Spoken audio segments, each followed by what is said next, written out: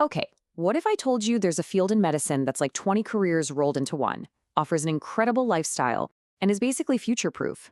Well, let's dive in because we're about to hear a powerful pitch for what might just be the best-kept secret in medicine: physical medicine and rehabilitation, or as it's known, PM&R. And hey, don't just take my word for it. We're pulling from a talk given by Dr. David Sifu, who's a giant in this field. And that right there, that's what he told a whole room of medical students. It's a pretty bold claim, right? So let's break down exactly why he's so convinced.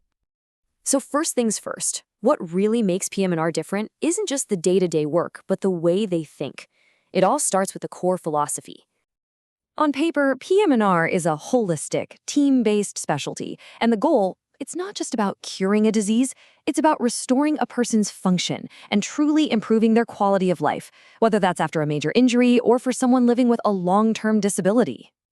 So what does holistic actually mean in the real world? Well, it means you're treating the whole person, not just a name on a chart. The care is built around a team. You're working side by side with therapists, the patient's family, even job experts.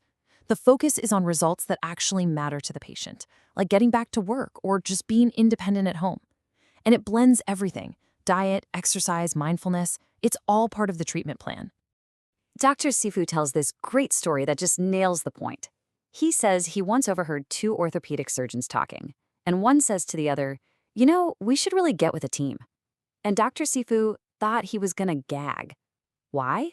Because in PM&R, that team approach isn't some new, trendy idea. It's what they've always done. It's the entire foundation of the field. This whole philosophy leads directly to the next huge selling point: the absolutely wild versatility of this career. Yeah, you heard that right. According to Dr. Sifu, PM&R isn't just one field. It's more like 20-plus fields crammed into one. He jokes that he personally changes his specialty every 5 years or so just because he gets bored. This is a career where you can literally reinvent yourself over and over again. So what could that really look like? Well, just imagine a career path like this, all under the PM&R umbrella. You could start out doing geriatric rehab for 5 years, then completely pivot to handling acute brain injury cases in a hospital. From there, maybe you build a sports medicine practice working with pro athletes, and you could cap it all off by leading a huge national research program for veterans. So the bottom line is, you're never stuck. You can be the hands-on diagnostician with an ultrasound machine, you can be the primary care doc for a complex group of patients, a super-duper specialist, or high-level administrator leading a whole team. It's all possible. Okay, so that's the professional side. Now let's talk about the practical stuff, what Dr. Sifu calls the inside scoop. Let's talk about lifestyle. This is the million-dollar question for so many people in medicine, isn't it? Can you actually have a great life outside the hospital and be financially successful? Dr. Sifu's answer is a huge, resounding yes, but you have to be smart about it.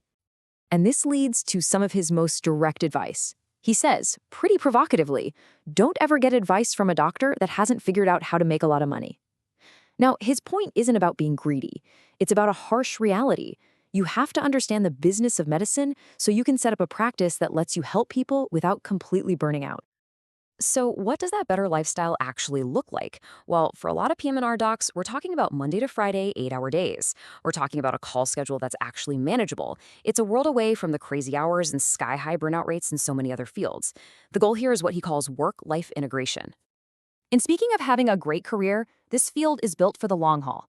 Just look at the major trends in the country: an aging population, more and more people dealing with chronic pain, and more people living with disabilities.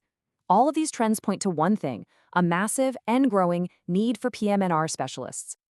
Okay, so if you're fired up about this, the next logical question is, how do you get there?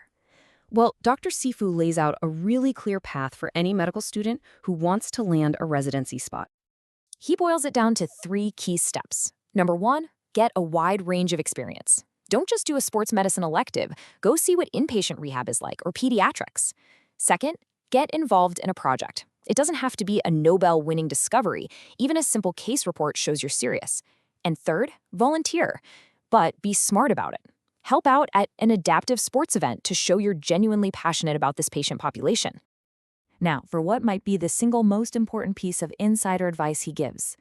He says point blank, do not say you like sports medicine. You will not get into our residency if you say that. It sounds harsh, I know, but there's a really good reason for it. See, what residency directors are really looking for isn't another person who thinks sports medicine is cool. They want someone who is passionate about the entire concept of PM&R, that core idea of seeing the patient as a total human being. They want to know you're in love with the philosophy, not just one of its most popular parts. And his final piece of advice really brings it all home, moving from the professional right into the personal. He says, be healthy. Like, don't just talk it, be it. You have to actually live the principles of wellness and function that you're going to be teaching your patients every single day.